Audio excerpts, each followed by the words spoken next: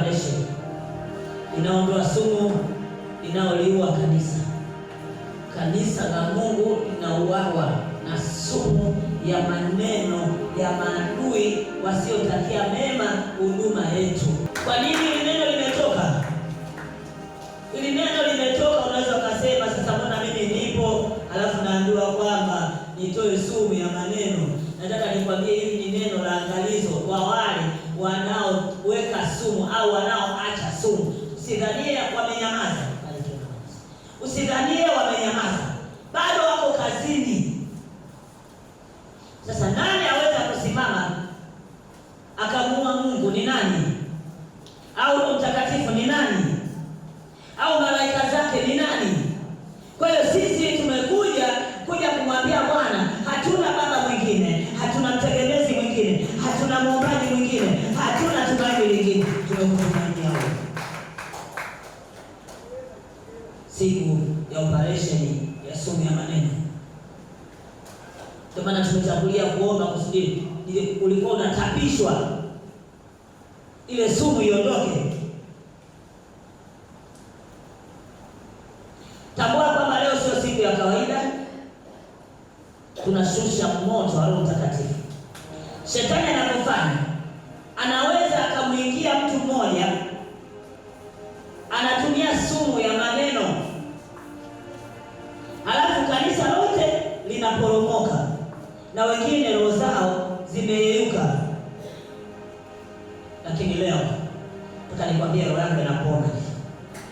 Moyo wako kokote uliko leo lazima urudishwe, na roho yako leo lazima iponywe kwa yale maumivu ambayo ulikwenda. Hata watu walikunenea, watu walitupa mishale, walitupa mabomu kwamba tunataka tuliue lile kanisa. Kanisa halitakufa, kanisa linaenda lenyewe, wala sio la binadamu, wala sio la kwangu, wala sio la kwako peke yako, bali ni la Bwana na watu waliokuwa ndani yake. Amen. Haleluya. Amen. Watu wengi wanakatishwa tamaa. Barikiwa Bwana Yesu. Watu wengi wanazimia moyo. Anasikia, anasema jamani, huduma ile nimeipenda sana. Anaenda vizuri. Siku moja anatwishwa neno moja tu, anakwenda kulisikia, basi amekata tamaa na acha kanisa. Nimesikia mle ndani na kenge ambaye anaita watu, anatafuna watu. Yule mtu ameshazimia moyo. Haleluya. Amen. Hatuwezi tukawarudisha, hapana. Lakini kinachotakiwa sisi tusimame imara kwenye zamu yetu. Tutambue kabisa mahali hapa, tuko mahali hapa. Nadhani umevumilia mengi, umesikia mengi, lakini toka leo roho yako inasema hapana, mimi simwachi Bwana. Amen. Simwachi Bwana. Amen. Hata iwe wakati gani simwachi Bwana. Amen. Maana yeye ndio nguzo yangu. Amen. Maana yeye ndio kimbilio langu. Maana yeye ndio msaada wangu. Maana yeye ndio kila kitu kwenye maisha yangu. Niende kwa nani atakayeniacha? Nimwambie nani magumu niliyokuwa nayo? Nimnong'oneze nani? Leo umekuja kumnong'oneza asubuhi na mapema, umemwambia angalia Bwana, pito ninalopita. Wakati mimi niko kwako, wakati mimi nimekutumainia wewe, wakati wewe nimekutegemea wewe. Hawalali. Afanyeni. Hawalali. Sumu inayoua kanisa. Wanavunja zile nguvu na ule ushuhuda wanauvunja, na ndio maana hakuna mtu mbaya kama mtu asiyetoa ushuhuda. Ushuhuda wa Bwana ni mtu hatari sana. Ana sumu ya nyoka inaitwa fila.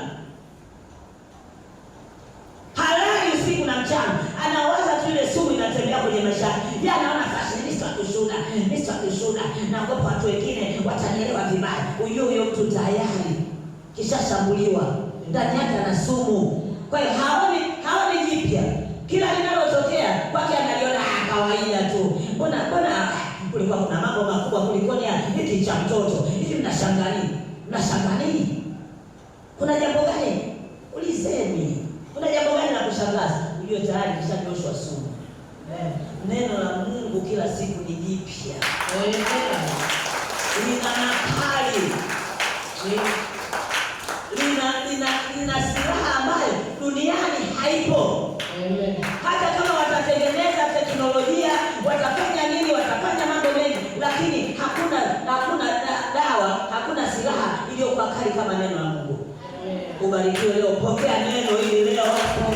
Niendelee kukuponya na kukufungua. Nasema hapa ndio nyumbani kwangu. Sema hapa ndio nyumbani kwangu. Hapa ndio nyumbani kwangu.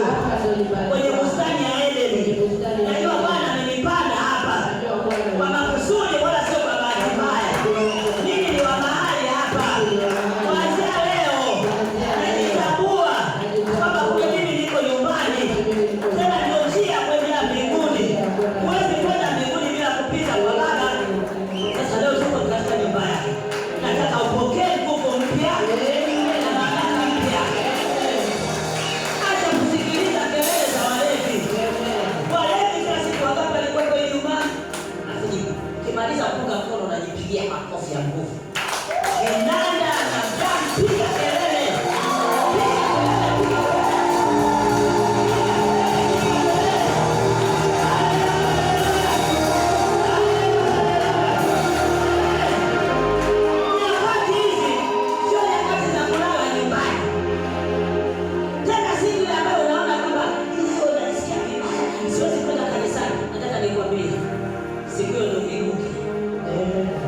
Imeandikwa kwenye Ufunuo 12:11, nao wakamshinda kwa damu ya mwana kondoo, sio neno langu na kubrifu, nao wakamshinda kwa damu ya mwana kondoo na kwa neno la ushuhuda wao, hata wasipende maisha watakufa.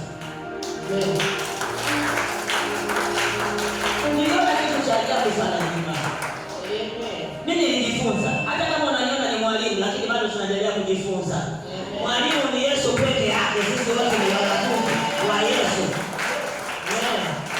Yeye anakutaka wakati ule mgumu ambao hauna kibali wala hauna nafasi. Yaani hata ukienda mbele za watu wanakucheka. Wanasema eti huyu anapita kwenye pito fulani. Eti ameenda pale Yesu anaweza. Anamhubiria nani? Wakati yeye mwenyewe ameshindwa kukaa na uchungu akatafakari yale mambo yanayomkuta. Kitafakari una uwezo gani? Una uwezo hata kuongeza ukucha. Wala ukope ukidondoka huna uwezo nao. Huduma ya welfare ni huduma tofauti kabisa ambayo inakuganga. Naweza nikaitaja kwamba inaitwa futa machozi. Naweza nikakwambia inaitwa huduma ya futa machozi au kausha machozi. Nasema kuna kausha damu. Sasa hiyo huduma inaweza kaita kausha machozi. Nyausha machozi. Ulikujeje hapa? Hata neno liko usikio unalia kivipi? Nina maumivu, nina machungu, napita. Ukaona kama dunia yote unapita wewe. Sasa ulitaka usipite. Ulitaka usione siku nyingine. Ibakie siku ile. Mahali hapa ni kausha machozi. Kausha machozi, kausha uchungu. Kama unalia machozi, lia kwa sababu ya utukufu wa Mungu. Lakini sio unalia eti mimi jana nimenyimwa miogo, wale tuligawiwa miogo miwili, mimi nikakosa. Basi eti unalia, wamesema, kuna watu wamenisema. Unalia nini? Mbulu la wewe. Mwangalia yeye aliyeandikwa msalabani. Ni maumivu mangapi yake umempata? Akatukana na tusi dunia nzima. Mpaka leo bado watu wanapokutukana wewe kwenye huduma, hawakutukani wewe, wanatukana yeye aliyekuumba, aliyekuokoa, aliyekuruhusu, aliyekusimamisha ndani ya madhabahu. Wanatukana yeye. Mimi leo nazungumzia habari ya madhabahu hii. Haleluya. Kusudi watu wapone. Watu wanakufa kiroho. Watu wanazimia mioyo. Watu wanakata tamaa. Kwa nini unakata tamaa? Kwa nini unakata tamaa?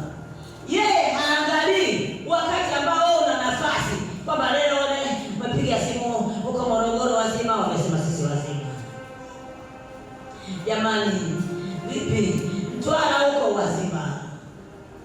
Jamani, sijui wapi Moshi, sijui Arusha, sijui Kilimanjaro, wamesema wazima. Ndio basi moja jiandaa haraka. Kumbe wamesema wazima, hakuna tatizo lolote.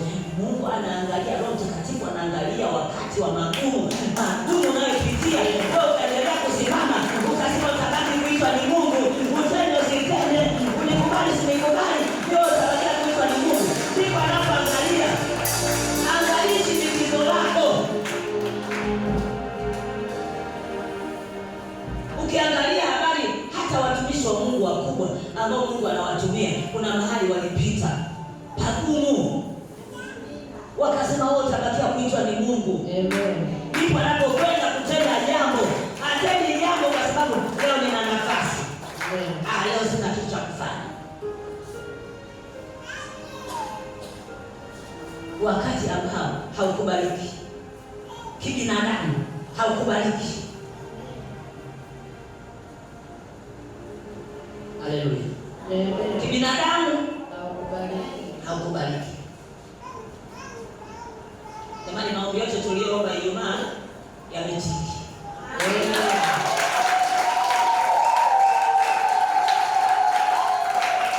Yeye anakuangalia wakati mgumu umejipangeje. Mimi kuna mwaka ipita nilikwambia kwamba nilifuaga baba leo, mama kesho. Mwezi unafuatia dadangu aliyeleta mjio. Mwezi unafuatia babangu, mwezi unafuatia mume wangu. Ndio nimetoka kuokoka kwenye makanisa, bado nilikuwa kwenye kanisa la kidini. Lakini Roho Mtakatifu akaniambia tunataka tukupime. Kwa sababu nilikuwa mbishi. Nenda kwenye kanisa la kiroho, mimi nasema sitaki. Ili kanisa baba yangu na mama yangu wamelikuzia kwenye kanisa hili. Nikaambiwa wewe ni mtumishi wangu. Toka kwenye hili kanisa. Nenda kwenye kanisa la kiroho, nitakwenda kukuonyesha. Na baadaye utakuwa ni mtumishi wangu. Nikasema umri kama ulikuwa wapi wewe? Ulikuwa wapi kunipa toka zamani? Niliangalia kama kimwili. Yalipopita yale mapigo sasa, ndio nilipojua kumbe Yesu anaongeaga, Roho Mtakatifu anaongeaga. Ogopa sana anapokuambia jambo. Usiseme mimi najua, mimi naelewa, mimi natambua, mimi nafahamu. Kipigo chako utakachokipata kitakuwa kipigo cha mbwa mwizi. Mpaka utajuta. Niliponza hata watu ambao hawakutakiwa. Sasa baadaye mume wangu alikuwa ameshabadilisha. Alitoka kwenye Uislamu akaingia kwenye Ukristo. Kwa hiyo watu wakawa wanasema nini? Yaani wewe umerudisha madawa mpaka huyu mama amekubali kubadilisha dini. Nataka nikwambie maombi yako yachunge sana. Tena hata tunapoomba, chunga afu kumbuka ni kitu gani nilichokuwa nazungumza. Bwana anakwenda kulitimiza neno lake. Wala haangalii sura wala haangalii rangi. Anaangalia moyo uliopondeka na Mungu. Sasa kipindi hicho sasa nikaonyeshwa kanisa la kiroho, nikawa nimeenda kwenye kanisa la kiroho. Kuna mtu alikuja akanishuhudia, nikashangaa tu moyo wangu umekubali. Lakini wote nilikuwa nategemea wote hawapo, wameondoka. Roho Mtakatifu anasema na nini na wewe? Umetoka kule kwenye nini na mainama mpaka umekuja hapa. Umetoka kule na mainama mpaka umekuja hapa. Alikwambia nini? Umetoka kule kwenye kudonyo mpaka umekuja hapa. Alikwambia nini? Zingatia ile siku alikwambia nini? Uliposikia ile neno ukabadilika, ukaamini, ukakubali, anzia hapo sasa. Ukiendelea hapo, nikawa nimemwekea Mungu nadhiri. Nikamwambia Bwana, mimi najiweka wakfu kwako sasa. Kuanzia sasa ninaahidi ndani ya mwaka mzima sitashinda kanisani hata siku hii. Hata iweje, otherwise nimelazwa. Lakini kama mgonjwa naweza kutembea, nitatembea. Kama kuna uwezekano watu wakunibeba, watanibeba. Wanipeleke kanisani. Neno linatimiza maneno yako unayozungumza. Nikatokewa na mambo mara nyingine mpaka jirani sana kwa anatokewa na msingi. Mimi nilichomoke. Kwa tuna milango miwili, mmoja hapa mmoja hapa, ambao ndugu zake yuko. Nachomoka naondoka panaenda kanisani. Niende tu nikasimama. Nitii ile amri ambayo tayari nisha ile nadhiri niliyoweka kwa Bwana. Kuna mahali tunasigana. Yeye anasema hivi, wanasema hivi. Anasema hiyo siku ambayo siku sina nauli, natembea kwa mguu. Ikaja ile mvua ya Elimino. Nenda shika kulitaja ile. Ikaja ile mvua. Siku 3 ilikuwa mfululizo. muulizo, wangapi kipindi hicho walikuwepo? Walikuwa mshazaliwa. Giza uoni mbele, na ajili yangu nimeiweka kwamba sitashinda, otherwise niko hospitalini au nimekufa, sitashinda kuingia nyumbani mwa Bwana. Natembea, nimetoka hapa mpaka veterinary. Kipindi hicho veterinary tunakatisha msitu. Giza. Sioni. Natembea nalia. Niko sina mtu wa kuniambia basi, sijui nini. Hakuna. Upati mtu kipindi hicho anakuacha. Baadaye nikaja nikamuuliza, "Kwa nini?" Akaniambia na kukomaza kusudi utakapokuja kwa na huduma uwe wewe ndio mtu ambaye unaweza ukawakaseli watu na watu wakafunguka kwenye shida yao. Na kuuliza sana na nitakuuliza sana, ukikubali matokeo yake yatakuja kwa mazuri. Nikasema una huruma wewe. Unionee huruma. Siku 3 natembea. Naenda hata usafiri hakuna. Nikapataga UDA, sinawaambiaga kipindi kile cha UDA. Nikapanda nikakuta UDA linatoka Temeke linaenda huko ninakoenda. Watu wamejaa mpaka wananing'inia. Kipindi kile hamna daladala, si daladala za nani, sijui nini, ilikuwa hamna. Zilikuwa chache sana. Hamna bodaboda wala bajaji. Sasa ni raha, ndio maana na magonjwa yanawaandameni. Una miaka mingapi? Hebu angalia kwanza. Utafikiri una wajukuu. Hakuna mazoezi. Kidogo tu. Bajaji na namo umezijaza hapo kibao. Utafikiri una bodaboda yako. Kwa sababu tu ya kukusaidia. Eti siwezi kutembea. Kutembea dawa wewe. Amen. Mwezi ni mwezi wa maradhi mabaya. Kati ya corona na nini? Na Ebola. Kwa hiyo tuko katikati.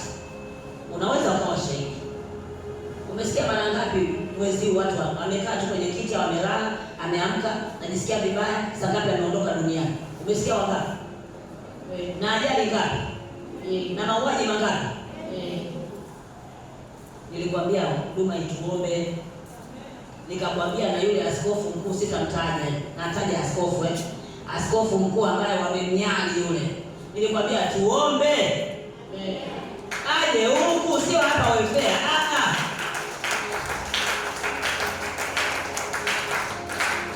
Kufika kanisani, nikapanda ile gari, nilienda kupanda kwa dereva, nilikuwa kembamba. Kwa hiyo dereva watu wamejaa mpaka konda ananing'inia. Dereva akaniambia, "Mwacha jakae kwangu." Kwa hiyo yeye alikuwa mwembamba na mimi mwembamba. Yeye alikuwa na kamwili kidogo lakini mimi nilikuwa mwembamba sana. Kwa hiyo nikakaa kwenye siti yake ya dereva. Nani atakuruhusu? Nimefika ninakoenda, nataka kutoa nauli. Mwacheni. Haleluya. Amen. Isaya 42, Isaya 22. Isaya tuliozoea, neno la Mungu alizoeleki. Ni jipya kila siku. 42, 22. Tusimame wote. Tukiri wote. Tulitamke wote.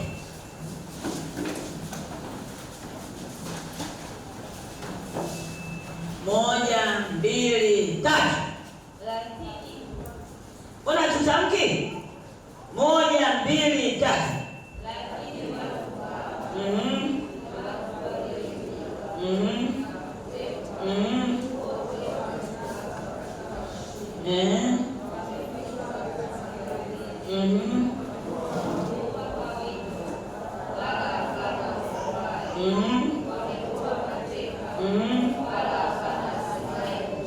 Hebu takarudisha. Kila wakati kwa nguvu rudisha.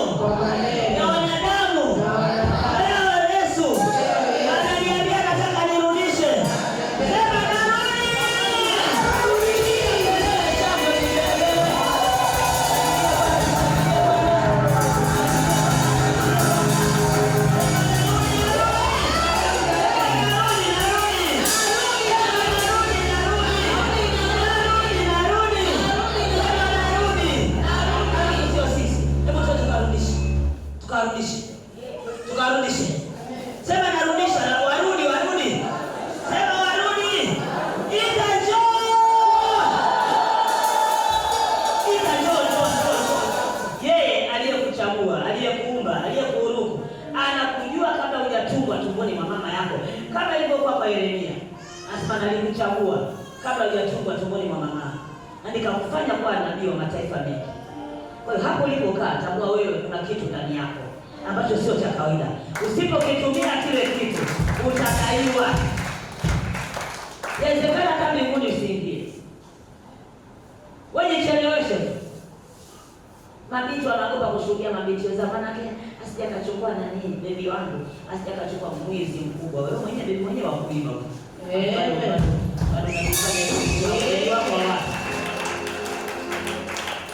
Bwana mpige makofi.